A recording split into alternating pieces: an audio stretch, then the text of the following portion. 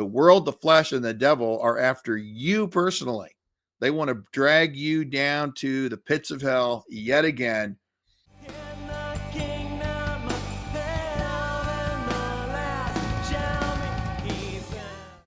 Well, welcome back to Civically Minded, where I give you practical theology for everyday life. As always, I'm your host, Corey Wing. Did you know that all of my interview segments are now being added to my audio podcast on Apple and Spotify?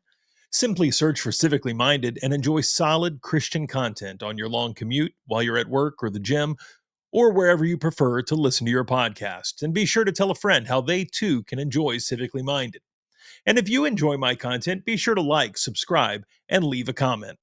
My guest today has been married to his wife Heidi for over 40 years. He's a father of 3 and a grandfather of 5. He's also the pastor of Syracuse Baptist Church in Syracuse, Indiana.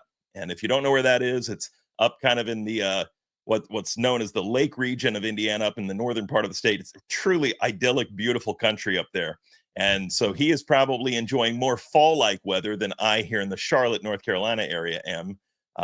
But he'll get colder than before I do too. And before he surrendered to the call of full-time pastoral work, Tim was a professional touring musician in the Christian music, or CCM, industry.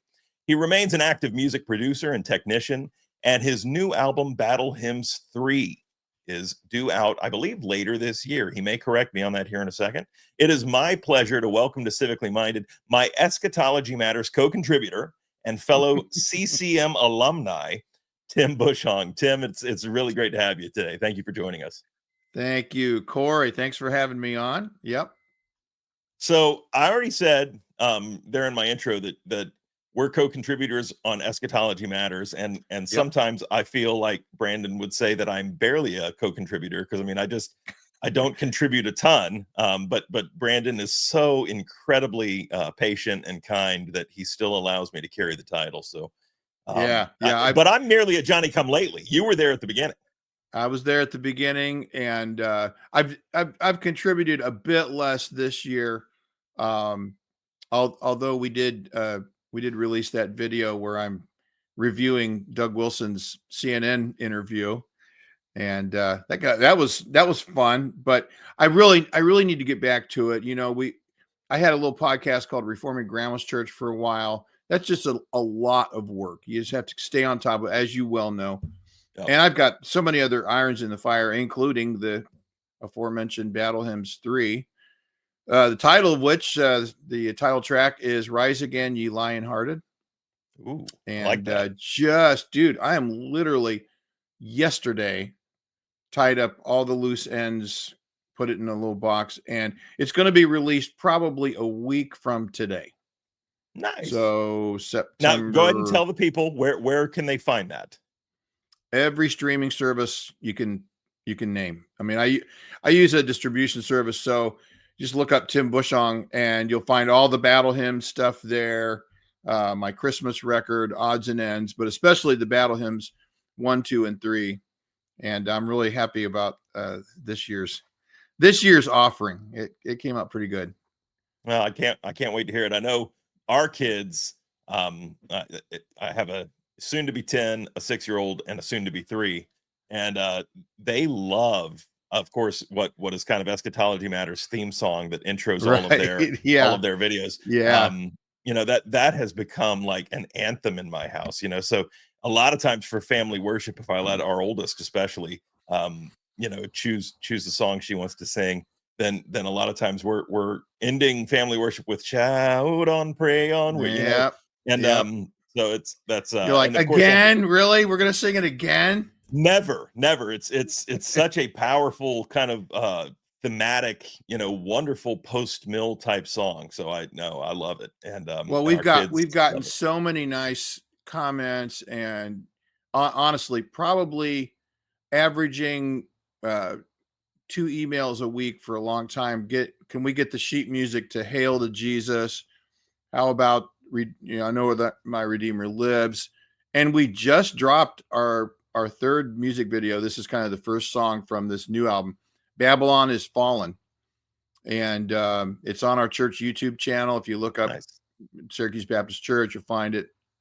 But yeah, I've had people send me video of their kids marching around the living room, just glory, hallelujah, just clapping, little baby in diapers falling down. It's just awesome. One lady had her daughter playing "Hail to Jesus" on the piano along with the video. I'm like, well, hey, there you go, learn it by ear and keep going. So yeah, Well, and it's that kind of stuff never gets old because and I say that kind of as an old musician myself, on two fronts. And I'll be honest enough to admit the one front is the flesh. Sure, I mean, there's something cool about, and I still have that sometimes, with the YouTube channel and stuff of, is it nice to hear, hey, we like what you do, man? Yeah, I'm not gonna lie, that's sure, nice to hear. yeah, But then there is the spiritual, more holy side of it. Is it's also nice to hear that God's using it to do something in your heart and in your life. And, I mean, absolutely that's right. an It's encouragement the too. purpose of just getting together as a church. We want to build each other up. We want to encourage one another. And I know music's a subset of that. Music isn't worship itself, but it's part of worship. And when I tell our people that discipleship 101 begins 52 times a year when we meet together as God's people, and the world is like this constant crashing waves on your beach trying to drag you back into its ocean. And that's what the church is for, help one another out so you don't get drug out into the shoals and shipwrecked. And it's the same language Paul uses. Somebody shipwrecked the faith. Yeah. So yeah, I do really appreciate it. I've had people say what we really appreciate is the fact that you're involving the whole church in the process. Now, of course, I'm doing tons of work. You know how it is. You were in music. You start from an idea in your head, and that's going to be fully realized when let's date ourselves. When you pop that cassette into your Craig Yeah. Power Play and your 67 Nova. Wait a minute, no one has that anymore. Right. And so going from A to B, beginning to end, it's just kind of like you have to know what your goal is. So I'm doing all the work. There's 3 songs on this new record that my son plays drums on. He's just, oh my gosh, what a killer drummer. He lives about not quite an hour away. So it's like, oh, please play on Dad's record. And got a couple, my daughter Hannah singing Jesus Paid It All. One of the girls from our church, Autumn Carlin, is singing Psalm 51. But and then Caleb Marshall, he's a member of our church. He does penny whistle, flute, dulcimer, all those little things on top, which are great. Then a local fiddle player. But then the rest of it, bass, drums, keyboard, acoustic, guitar, vocal harmonies, blah, blah, blah, blah. And then engineering, mixing, mastering. I'm mastering my own stuff. That's dangerous territory. That's just, it takes a lot of time.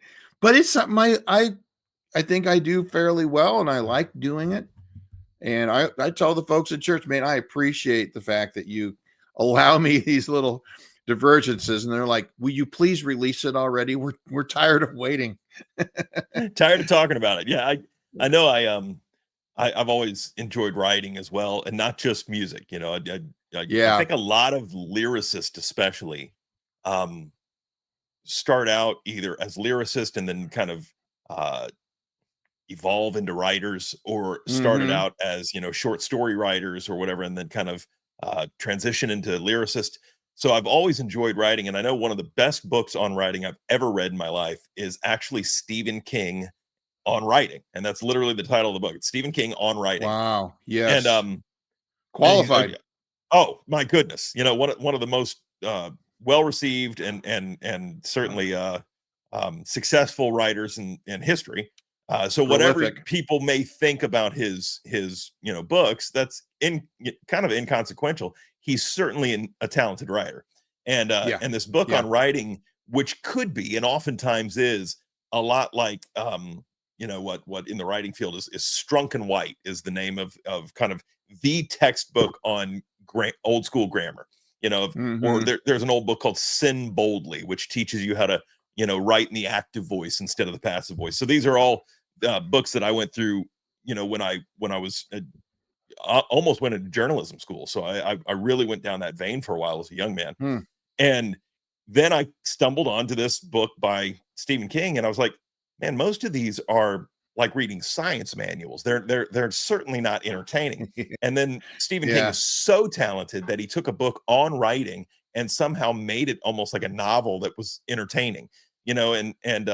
and one of the things he says, like the whole reason I bring it up, one of the things he says in that book, even that he does to this day, is he said, any artist, whether it's music, whether it's writers, whatever, is so married to a project that he said one of the things that he's gotten in the habit of doing is he'll write a manuscript and then he puts it in a drawer and walks away from it for a year. A year, And man. yeah, and then he comes back to it a year later and he dusts it off and he rereads it and he says, now it's given me enough space and time to kind of get out of the headspace and out of the love affair, because he said that's true too. Every artist has a love affair with Mhm. whatever project they're working on. And he said, and now I can look at it more critically, and I can reread it and go, oh, that's sloppy, or oh, that thread Yeah. didn't go anywhere, and Yeah. it was really one of the better pieces of advice from a great, I mean, the whole book's exceptional, but Well, that's it the makes piece of sense. advice that I took away. It makes sense to me too. If you're working on, let's say you just want to do a one-off song. So I do this sometimes at Christmas. I'll do my version of a old Christmas carol and make it kind of metal and that's one thing. But if you're doing a whole project, and I do this for other people too. Like one of the things that transitioned for me, probably about 10 years ago, maybe a little longer, was instead of taking bands and recording and producing an entire entity, you take a singer-songwriter and help them realize what they want to do, and you talk through stuff and what are you thinking about this song and that song. And then I'm the band, because I can write keyboard parts and play guitar and drums and all that stuff. And so when it's a whole project, like 11 songs, 10 songs, um, don't go finalizing right away. You mix, you put all the time into the recording. The song backwards and forwards. You've heard it 100, 200 times at least, trying to get that kick drum just right. The snare smacking without being weird and obtrusive. All those balancing acts, it's all about balance in a mix. And just put it away for a while and come back. Even 3 days. Yeah. Let's do the 3-day motif. We're talking about numbers and bands and stuff. Third day. Let's come back on the third day and resurrect that thing, and That's then right. see how you can master and how the song to song transitions on the album are going to work out. And it's just better. You got to have, we call it the objective ears. No one's truly objective, but it just takes that little As bit much of as you can distance. be. Yeah, as much as you Yeah. can be. That's right. So, Yep. and want to backtrack just a second. We talked about your church, Syracuse Baptist, and we talked about, your Yep. involvement with Eschatology Matters. Just to kind of connect dots for my audience, some would say that you and your church are really instrumental in forming or helping Brandon kind of come up with the idea and the whole genesis of Eschatology Matters, which has really blown up now, and now they've got a second channel called Covenant Yeah. Matters. And I mean, and my goodness, Yeah. I'm a waiting to be better group of invited on guys. that. Yeah. You and me both. Yeah. A better Yeah. group of guys. I've met a lot of people in this Christian content creation world since I've started in it, and honestly, I don't know that I've met any better than Brandon and Oh yeah. Josh and the men that we get to work alongside at Eschatology Matters, yourself included, the Millennial Medic and the Bass Boom. They're just great guys, wonderful Right. guys, true Christian men who really are as thoughtful as they seem online. But your church Yeah. hosted the first ever eschatology conference, what I think back in 2022, I believe it was, that kind of led to the Actually, creation of Eschatology Matters. okay, let's correct the record once Okay, and for all. please. So back in the summer of 21, I decided, I think I had just finished Gospel of John. I'm going to go to Romans. I think Romans was next. I said I want to do a series on optimistic eschatology, and I called it uh, uh, what did I call it? Jesus? No, I have to look it up or something. Had the 4 horsemen of the apocalypse in weird bright colors, and oh yeah, Victory in Jesus.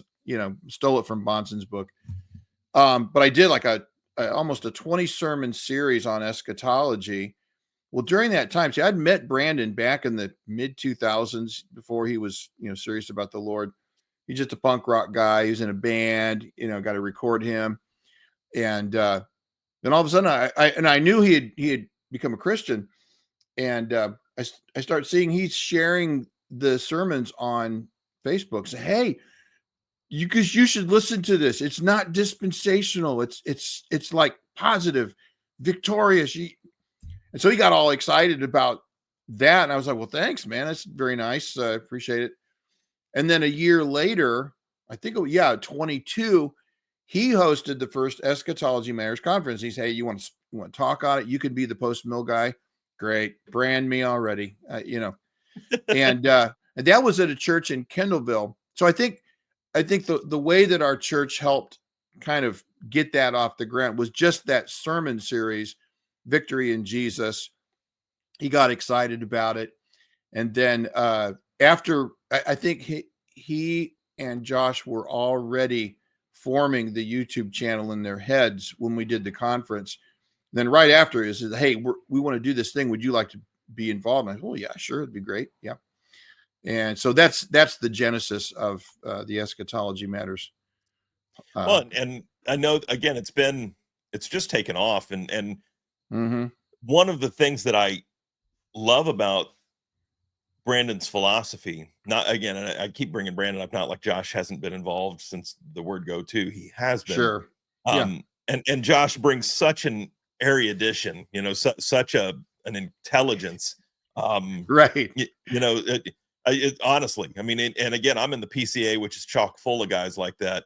And yeah. And Josh is still an impressive guy. I mean, it just, yep. But one of the things that I think they've been smart about is they have brought together kind of a motley crew of guys kind of all over the spectrum. Yeah, motley crew. Yeah, that's it. And I'm going to try to weave in as many weird musical drops as we can today. There we go. There's Easter eggs. Let's catch them. That's right. And let's stay awake.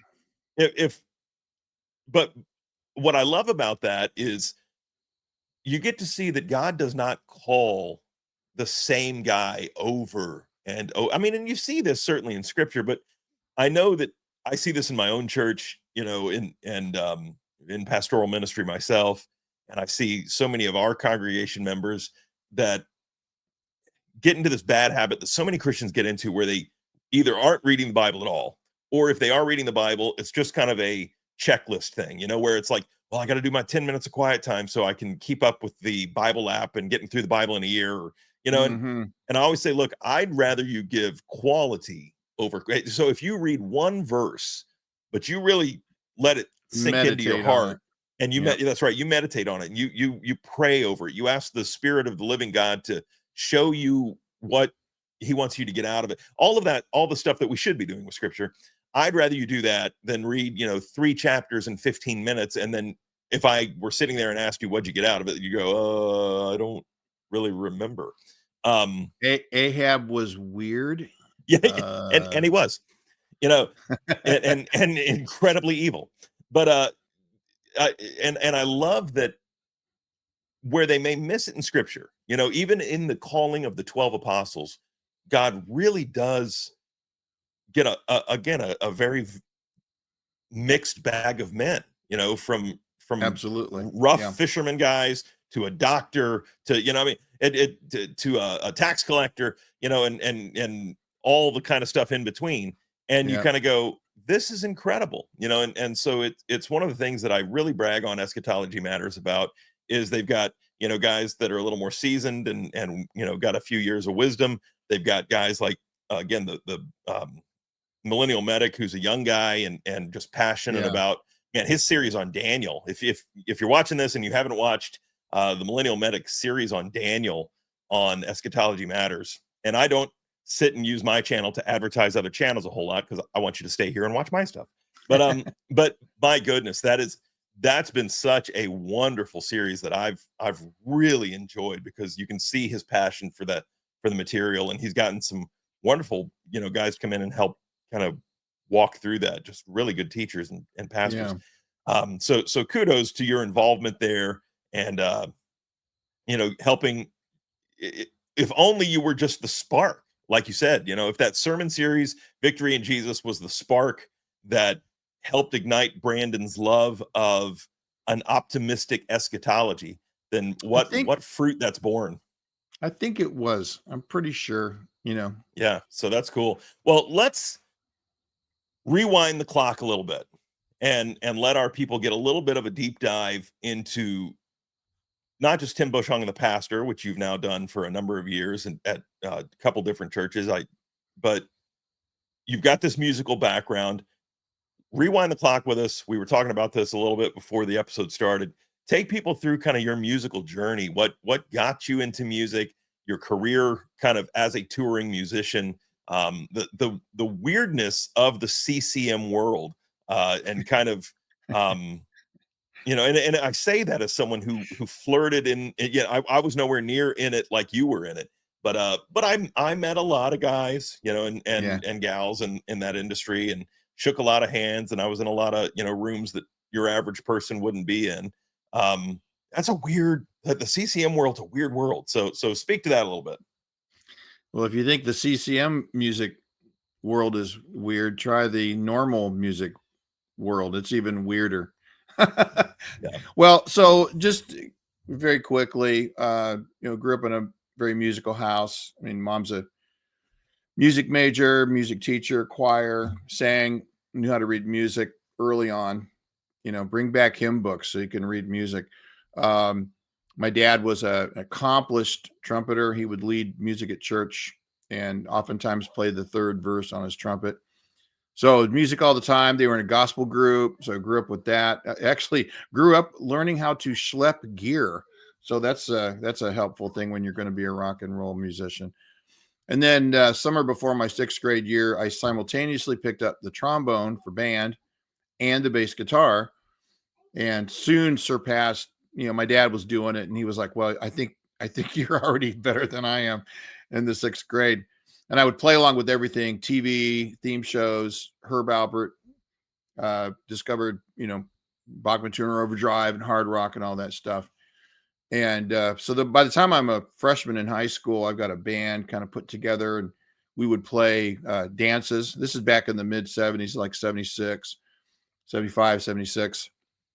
And you borrow gear if you needed a PA because you couldn't afford a PA, all that kind of stuff. And so I was thinking, okay, I can do this. You learn the way you do it is you just do it. You don't take a million You jump lessons. in. That's right. You get together with a bunch of guys, sound horrible for a while in the garage, learn to play and sing, rusty strings. I think these rock camps where kids get all the gear. I'm like, that is not rock and roll. Come on. So anyway, fast forward to the 80s. I married my wife. We were married in 83 and toured for a long time in different iterations of metal bands, mostly one in particular. And we were kind of like you with your band, starting to talk with 5 Minute Walk and different labels. We were in the same position, only this is in 86, and we're talking to Metal Blade and Combat, Megaforce, just thinking maybe we can get a deal. We were all the black leather and spandex and and then 87, after about a year of really heavy conviction, I finally just, all right, I give up. I'm going to repent, follow Jesus, make it serious, and put music down for a while. Then started writing again. Met up with a guy named Greg Pruley. We started Love War. Love War went on from about 93 until 95, 96. And that band morphed into the Channel Surfers, which was 97 through 99. And did a lot of touring, did 2 records, went through 2 lead singers, which is no fun.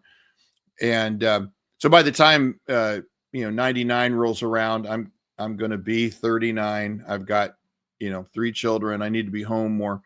So I decided to take all of that for our second record. I got our label to up our advance. So I bought gear, bought a digital console, which I still use to this day, believe it or not. A pair of NS10 Yamahas, which every studio has NS10 Yamaha, at least they used to, and some other gear, and just said, okay, I'm going to put my shingle out. I'd already produced records by this time, but I didn't have my own studio. So that was in 2000, put my shingle out. And I still do that. Although between 2000 and 2010, I mean, it was every weekend there's a band in my house.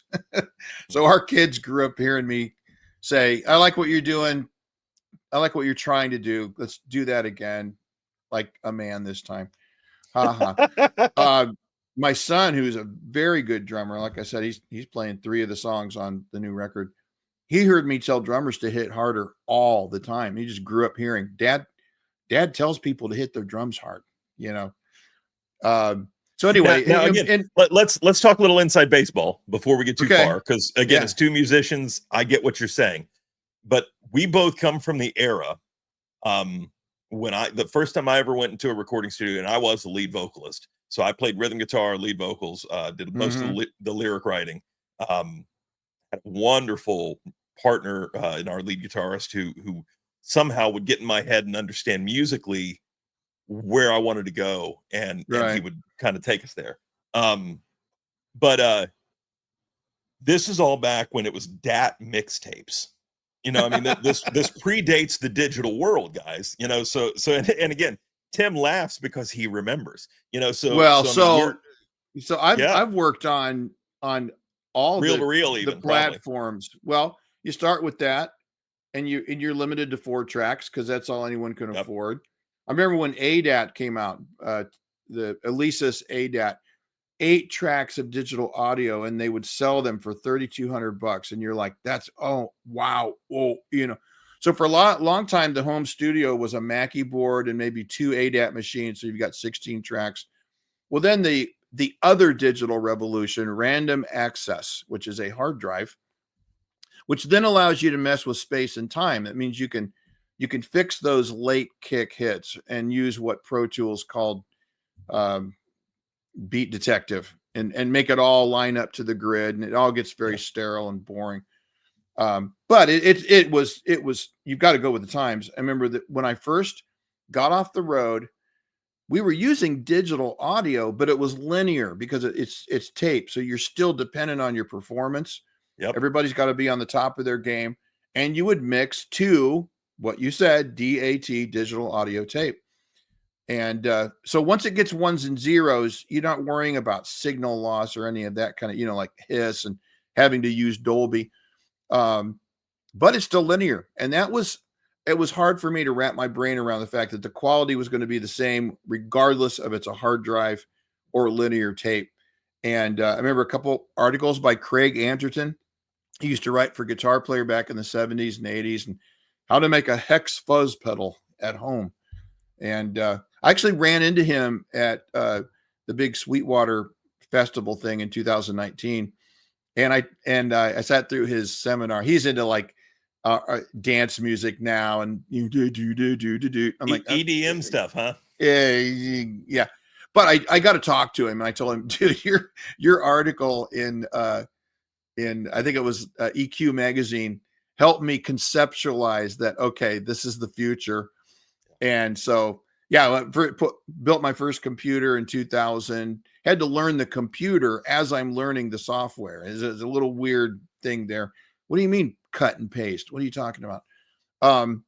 But then once you get into that world, now your outboard gear is not nearly as important as it was before. You still need a good mic, you know, good input, you know, input equals output. You get the best sounding signals you can. So the first revolution, Mackie, ADAT, DAT machine. Second revolution, home studio, full stop. And now with plugins being as absolutely stellar as they are, and processing speeds being through the roof, anybody and their brother can have some kind of studio. You're going to be able to get a clean sound. You'd have to be really bad to mess that up, you know, over input or whatever. Yeah, whether you're talking Focusrite, which is again, Focusrite fine. makes wonderful quality, but super affordable, or you're upgrading to a Rode, like a, you know, some kind of a Rode mixer, you know, and again, there's stuff right here, dude. Yeah. This mic right here is a large diaphragm condenser mic. Everybody and their brother's got one. You can plug it right into your laptop, as I'm doing, without any interface. It does it all. That's And right. you can get great tones from this large diaphragm condenser mic. No, No no problem. loss, like you said, no loss of quality. But And I think I got this back when they were still like $90. It's that's ridiculous. crazy. It's Yeah. and honest, if you've been in the game long enough, like you and I both have, you do kind of go, I'm jealously angry that young kids are like got it this easy. But I'm also I also feel bad for them because there is something if you talk to people, say I got a younger brother who's 5 years younger than me, so he's in his early 40s. He married a girl about 9 years younger than him, so she's in her and she's really the group that I'd be talking about, kind of those Mm-hmm. millennials, who kind of were on both sides of the world we're talking about, even as Yeah. music appreciators. And I don't mean musicians, music Yeah. appreciators.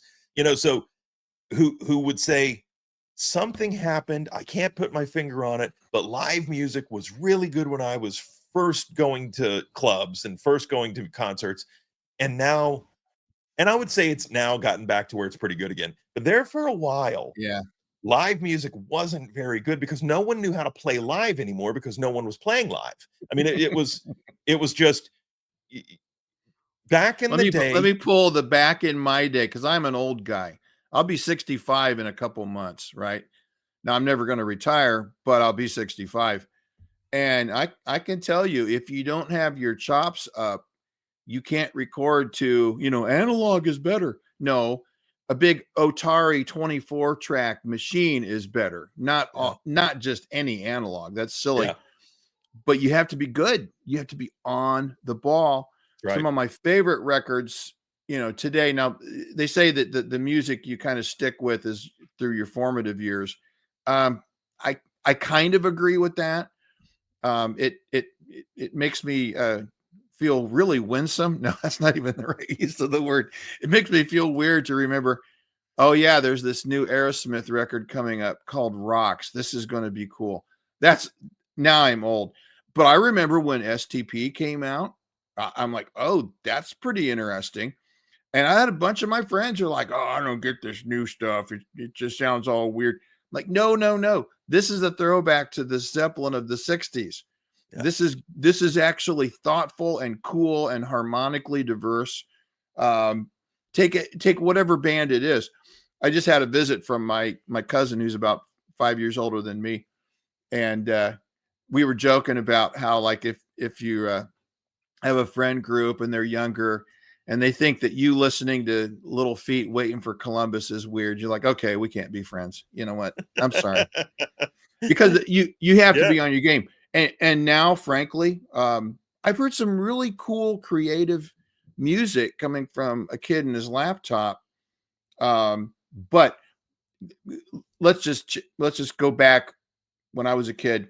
There was nothing cooler than seeing a live band after the football game at the sock hop or the dance, whatever, and they're playing Edgar Winter songs, and they're not great, but they're loud and they're fun, and the whole room is shaking, and you're like, "This is great. This is Uh-huh. rock and roll." You know, I like that so much better than, I don't know if it's just a slick performance or whatever. Well, I mean, So I like you. When you're in music, you've seen a lot of live music. I mean, it's just yeah. when people talk to me and they're like, oh, I've been to a few, or they'll even say I've been to a lot of concerts, and they've been to 20, and I'm like, I've been to hundreds, and they're like, no, and I'm like, maybe 1,000. I mean, Uh-huh. hundreds, maybe 1,000, and they're I've like, played yeah, so many concerts myself, exactly. just me, let alone the other bands. If someone says, "Oh yeah, I saw such and such a show, great, whatever," I'm like, "I saw AC/DC with Bon Scott, so don't talk to me about great concerts." Yeah, I saw Aerosmith before Armageddon the movie came out. I mean, so before I don't want to close my eyes. I didn't know, like during I think it was either the Pump World Tour or maybe just after Well, maybe I it was got following I that got one. to one up you, my friend. I saw him on the Rocks tour and I saw him on the Draw the Line tour. Yeah, I Now mean, let now let me those tell are you, back in the day. Yeah. they they they were not in good shape. AC/DC literally stole the show. They're on their first US tour. They're young, they're hungry. Powerage has just come out, and they hit the Oh, stage like they just wanted to swallow the universe. And then Aerosmith comes out, first song, Draw the Line. Steve Tyler falls down on his butt mm, and is like, you could. I was right on the front row. I saw it all, and I'm like, yeah, yeah. No, never meet your and there heroes. has been a loss somewhere along the way from the analog to the digital era because again of that tightness. When you had to be in the same room and the band, that and again affordability. Mm-hmm. It's hard for people to understand what we mean when we say affordability because again Yeah. nowadays in the digital world everything's pretty affordable. But I mean, the first time we recorded even an EP back in this was probably 96, 97, which is not Yeah. that long ago in the grand scheme of things. Right. But it was Right. still before the digital, the real digital revolution. Um, Mm-hmm.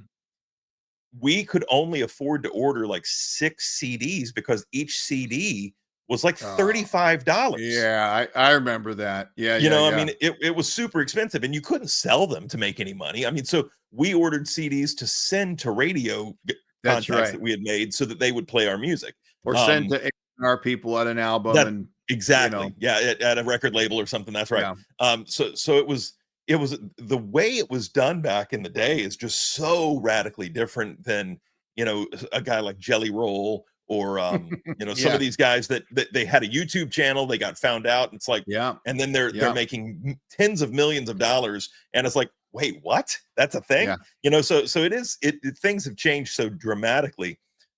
So let me throw a huge curveball, or maybe it's not as huge of a curveball, because we've been talking about the music industry and just kind of the ins and outs of it all. The CCM world that we both had, you certainly were in, and I dabbled in. It's Mm-hmm. had, especially from that era that you and I were in, that mid to late '90s, early. Yeah, you say let's just encapsulate the whole '90s, even some of the late '80s into the early 2000s, has really struggled in the last 10 years or so from a massive apostasy. I mean, you think Derek Webb of Caedmon's Call, John Steingard of Hawk Nelson, Kevin Max Smith of DC Talk, Jennifer Knapp, Ray Boltz, who just married his gay lover of 20 plus years.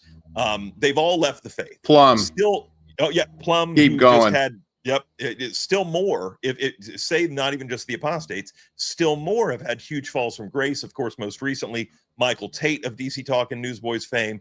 Then you've got others that we would put in yet a third category who have not fallen from grace, who have not apostatized, but are high profile supporters of like LGBTQ plus movements like Amy They're Grant, Garth deconstructing, Clay. Yeah, maybe. they're in the, you were watching it in real time. That's right. They're deconstructing in real Yep. time. Um, Yep. what in the world, my friend, is going on within that CCM world? Why are we seeing so many artists fall away? Is it really, is there more of it happening there? And here's kind of two-part question. Why is it happening? And then follow up, is more of it really happening there? Or is it simply because Right. they've got a huge spotlight and we see it? Would every Christian community look like this if we got to see behind the curtain and see all the sordid details, Yeah. of every life? Well, first of all, the reason it's happening is because of the emphasis of the snare drum on the 2 and the 4. All those fighting fundies were right. It's the backbeat. It's the. I thought I'd throw you a.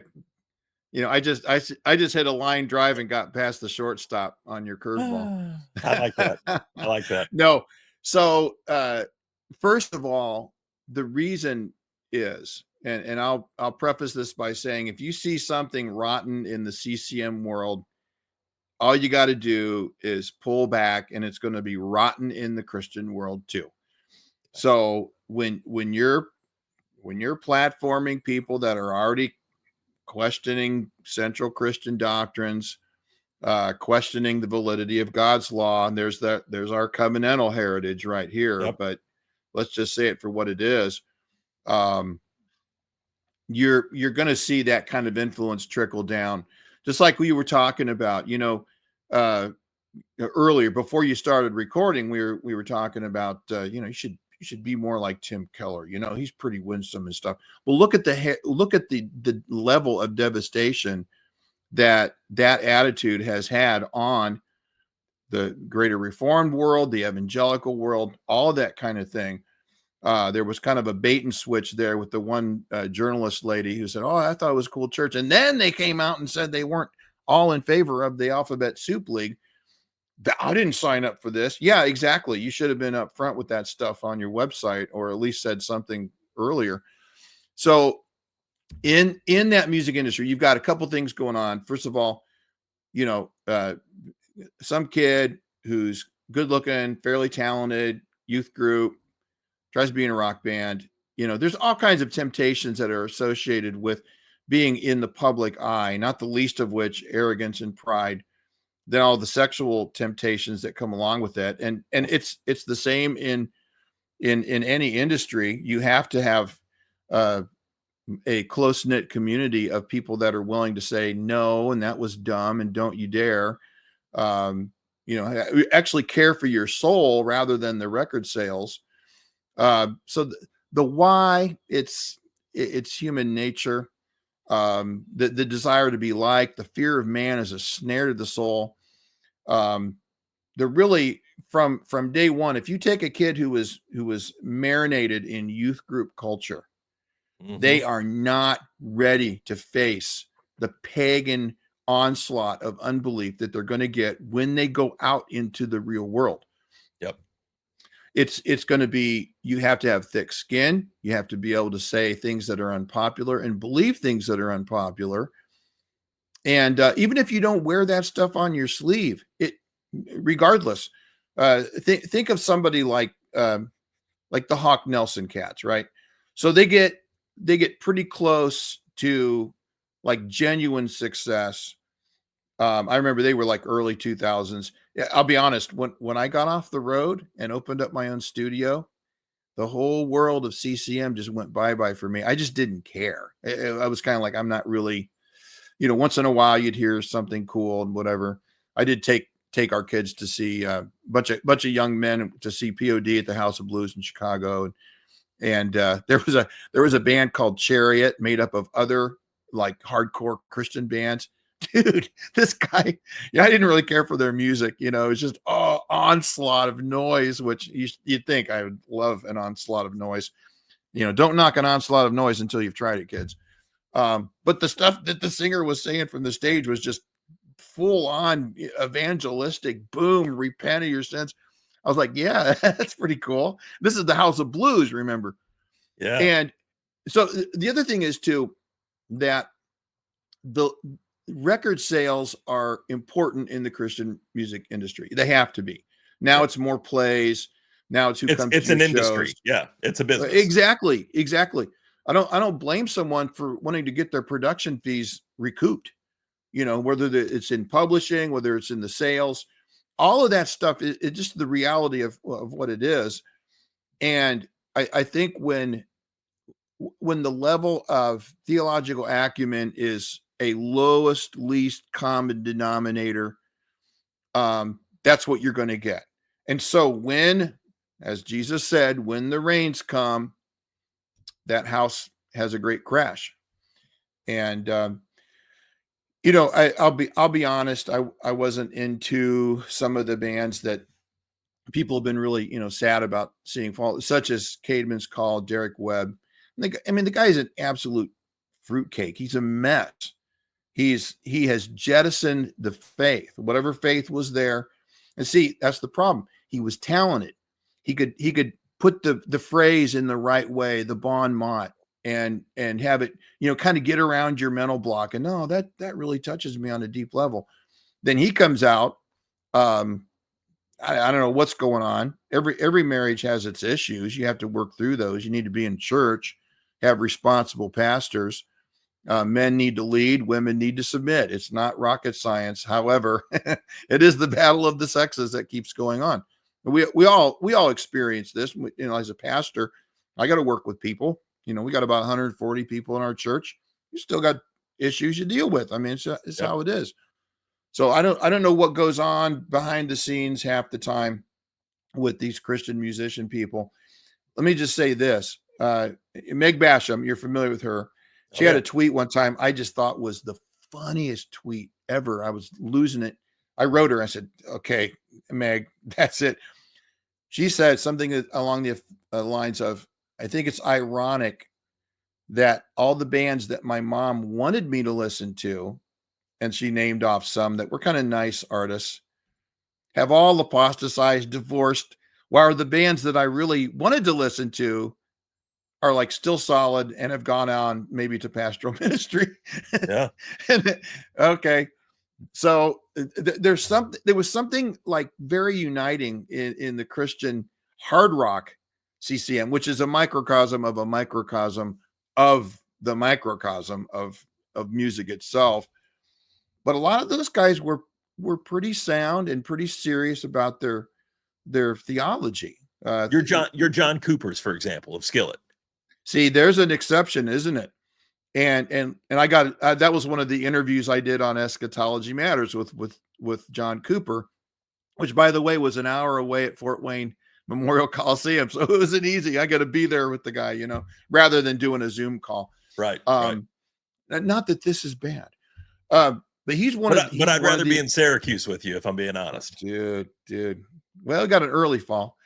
Think of a guy like Chris Neiswanger. He was the singer in Precious Death. I mean, just great band. We met in '94 at Cornerstone, and he was ahead of the curve of most of us back then. Anyway, he was already thinking in terms of theonomy and Christian Reconstruction on a certain level. Certainly Reformed theology, and he's gone on, and now he's a pastor. He's down in Memphis. I think of Frank Hart from Atomic Opera. He's a conservative Missouri Synod Lutheran. There's a couple other guys I'm thinking of, blanking out, and John Cooper. These guys are still not only solid and sound, they haven't compromised with the world, but they're actually helping others to not compromise with the world. That's right. So the second part of your question then was, do you think you see this more because they're in the public eye or whatever? And part of that's yes, because they've got a platform. But the other part of it is the entire evangelical establishment is in many ways corrupted and compromised. Think about what happened to Christianity today. The flagship, this goes back to the early 50s. Carl Henry. We're gonna get this out there. Now, I wouldn't give you two plug nickels for what comes out of Christianity today. And I used to have, again, I used to have a subscriction to it in high school. Yes. Let's say Seven Ball magazine, which was again Christian kind of Christian rock magazine back in the day.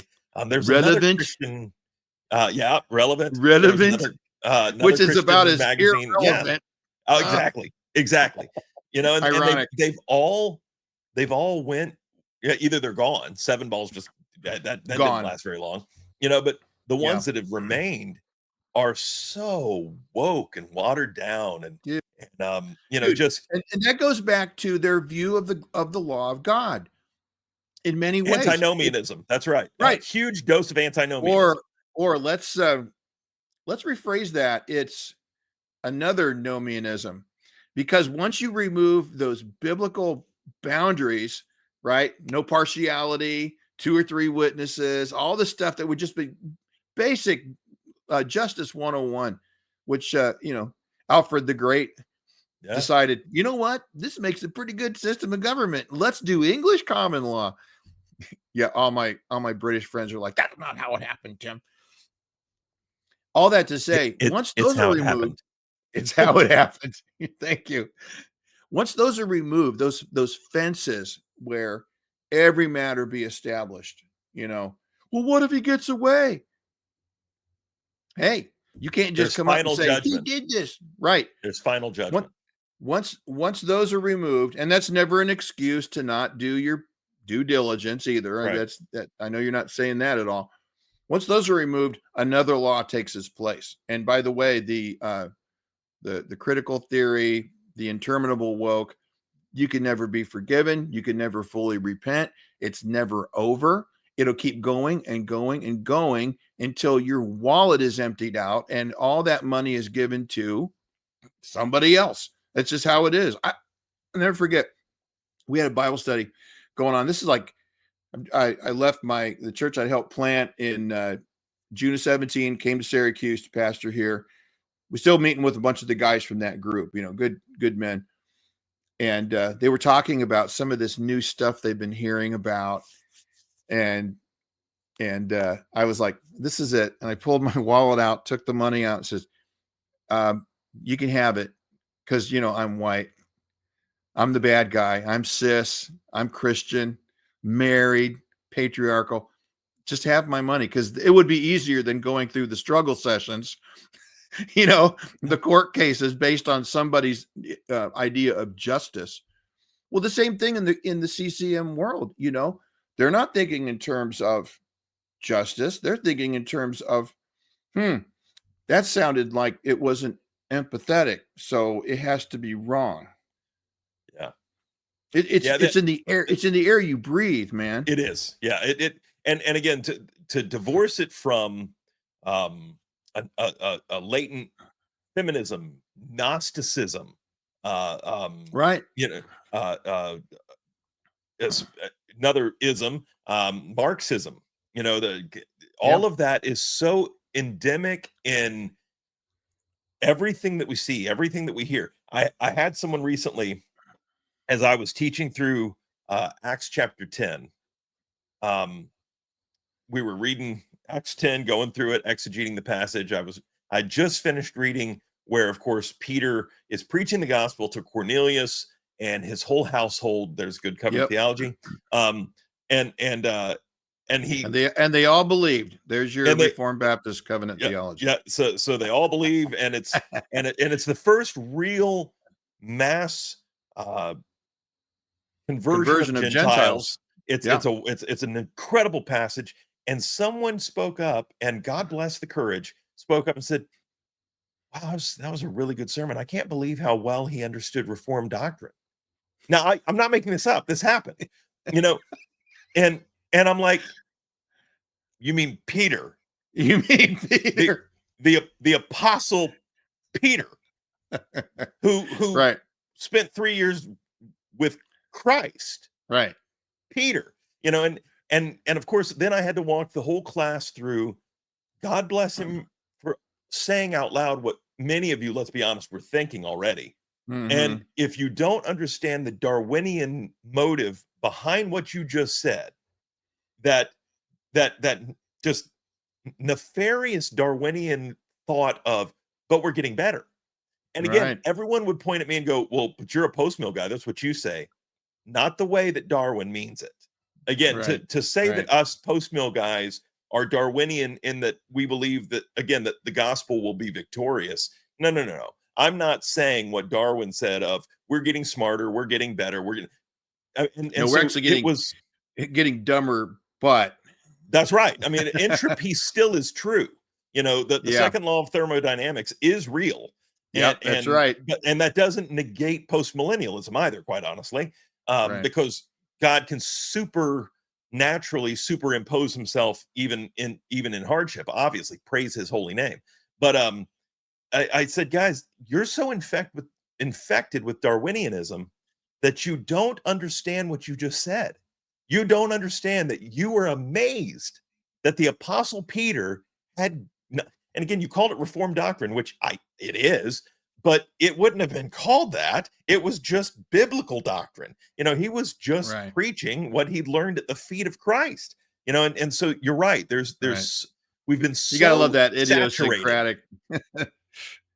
Reading your own thing, anachronistic back into history, and it's like, okay, that's right. The anachronisms that we place upon especially scripture, it's just part of the warp and woof in the air we breathe, and so it is amazing the stuff that happens. Well, my friend, I want to kind of start drawing this down into something that's landing the plane, as landing the plane. That's right. Application, pretty important part of what we do as pastors, isn't it? So let's apply so much of what we've talked about. you're putting out this third album called Battle Hymns. First question, what is a battle hymn? Kind of explain what that whole concept of these albums has meant for you. Right. Good question. So what I want to do is take hymns that have stood the test of time. They're still in the hymnals. There's a reason for that, and play them like I like. I mean, there's a bit of the Tim thing going on, when you hear the downbeat and the smacking of the snare and the wall of guitars. That's me. That's what I like. So I make no bones about that. I just want to do it well. I want to do it in a way that's, honoring to the Lord. And the way that music works oftentimes is, it's like Schaefer talked about the little humpback bridges that the Romans built in Switzerland. They were perfectly fine for a legion of soldiers and an army to march over, even chariots, but they weren't appropriate for a 2-ton truck. The 2-ton truck would, crumble them. Yeah. In the same way, music has a similar function to serve the lyrics that are being sung. So, for example, in fact, one of the songs that's on the record is the old Isaac Watts, "Am I a Soldier of the Cross?" Famous hymn, everybody knows it. And I broke the cardinal rule. I added a chorus, but it works. How dare you? It's so short and quick. It's great. And I just couldn't find a version of "Am I a Soldier of the Cross, a follower of the Lamb? And shall I fail to own his cause?" It's like, okay, I'm just going to write one. Yeah. So I did. And the reason I did that is because I didn't feel like the music supported what was being said by Isaac Watts. I might have missed a version. I don't know, whatever. So I just like it when people are like, okay, I like singing this song. This encourages me.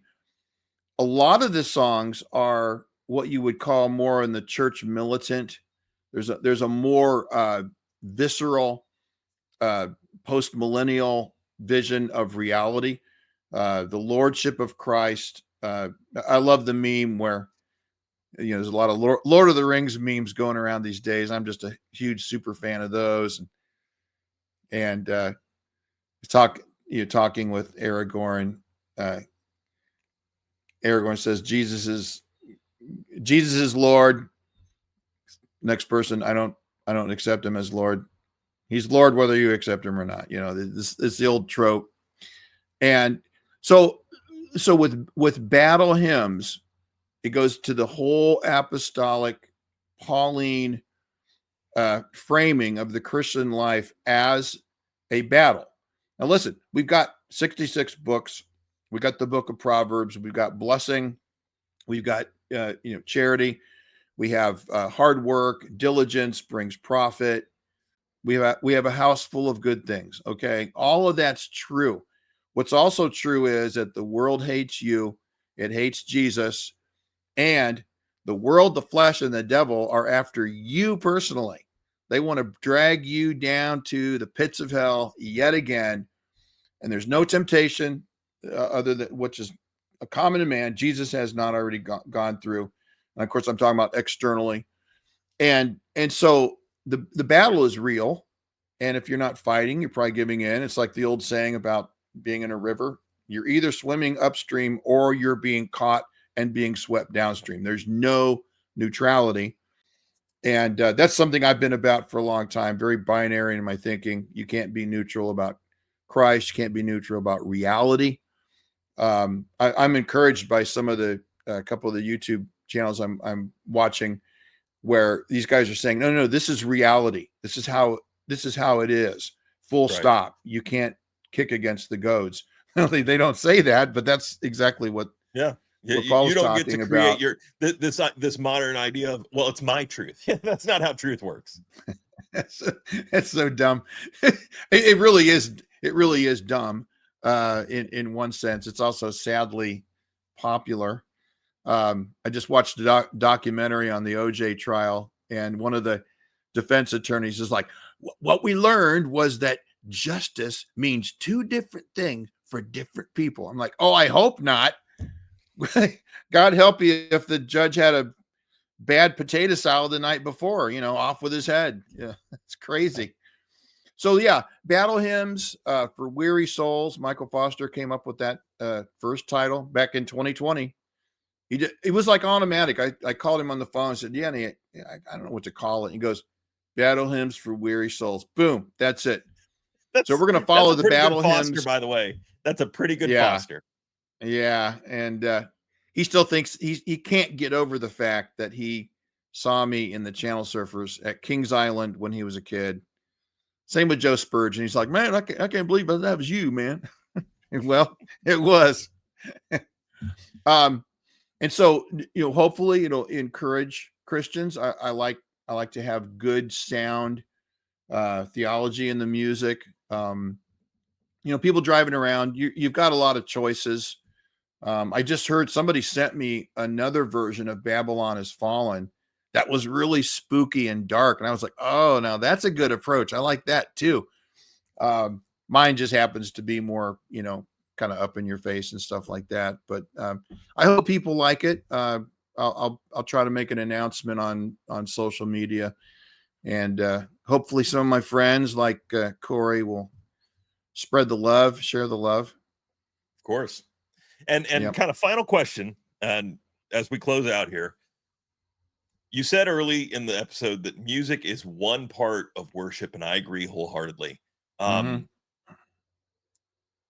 Give kind of as a pastor, as and I would call you a theologian. I've interacted with you some, and I followed a lot of what you do, both on Eschatology Matters and on socials and stuff. And again, I'm pretty certain that thanks. I saw you in the Channel Surfers at Carowinds, not Kings Island. Right. Right. So Foster and I can share that sometime next time I see him. But how vital, just kind of, because again, my tagline for this channel is practical theology for everyday life. Kind of close us out on a piece of practical wisdom, practical theology on how vital worship is to our corporate devotion and our private piety. Yeah, great, humongous, loaded question there. Yeah, and 30 words or less, because I mean that certainly that's sure, that's sure. So God designed us as social creatures. He put us in families. He gives us wives, husbands, children if he blesses. Plus, he gives us the church family. And in God's good design, grace restores nature. I'm a Babbitt guy, 100% there. And so he's also ordained that the church consist of people that have crossed from death to life. And he also puts elders in place, men that are qualified, have their characters have been tested, deacons likewise. And then he calls his people to come together at least 52 times a year, first day of the week. And I tell this to our people all the time. It's one of those repeated phrases. But we gather together to do things that the world thinks is weird. We're going to sing together. We're going to pray together. We're going to give together. We're going to hear God speak together. We're going to eat bread and drink wine together.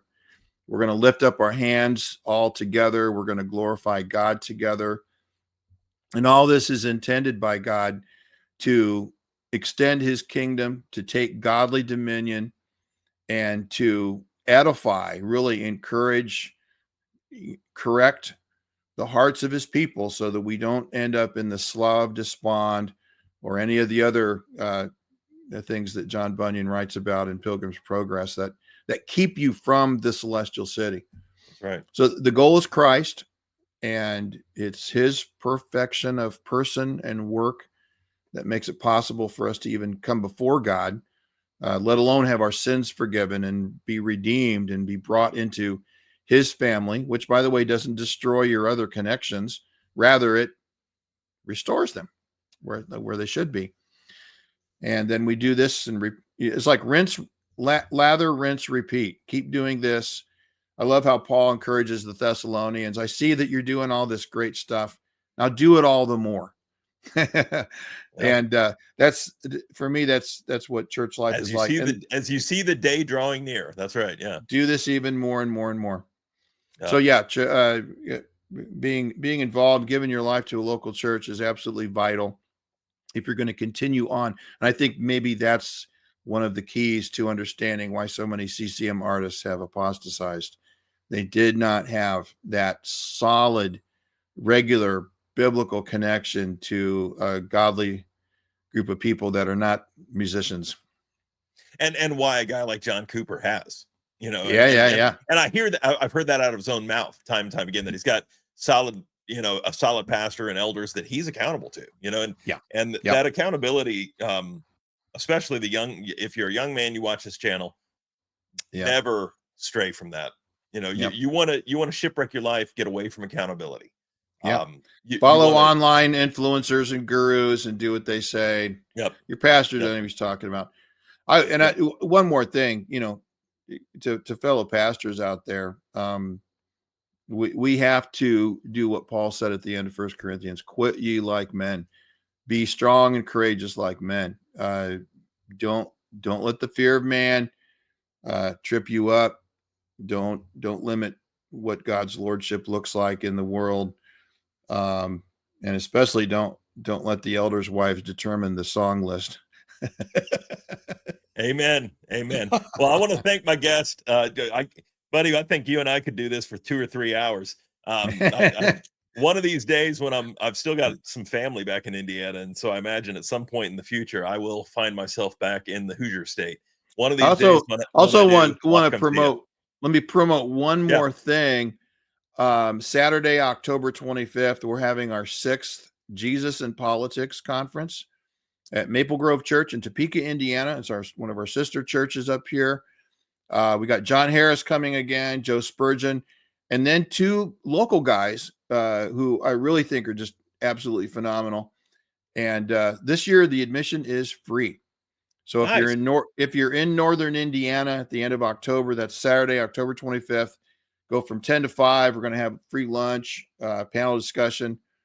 And this year's subtopic is the family, how politics affects your family and how the family affects the political realm. Well, if you're doing that again next year, I know a pastor who's kind of into politics. He has a channel. I can't remember the name of it. Get him to come up and talk. I know you've had William Wolf in the past, who's another North Carolina brother, man. So no, if you're in that area, absolutely go to that conference. The two nationally known guys he just mentioned, Pastor Spurgeon and John Harris, are both incredible men, and I mean you talk about 2 guys that speak to the topic of the day. So if you're close by, absolutely go participate. And look for Battle Hymns Volume 3 coming out maybe as early as next week. And man, Pastor Tim, thank you so much for joining us today. I cannot thank you enough. I've had a blast talking to you. And if you have watched and you support what we do here at Civically Minded, please be sure to let me know. Leave a comment below. Let us know that what something that we've done has either blessed you or challenged you. Even if you disagree with me, I really do read every single comment. And until next time, I'm your host, Corey Wing. Remember, be brave, be bold, and always be civically minded. God bless.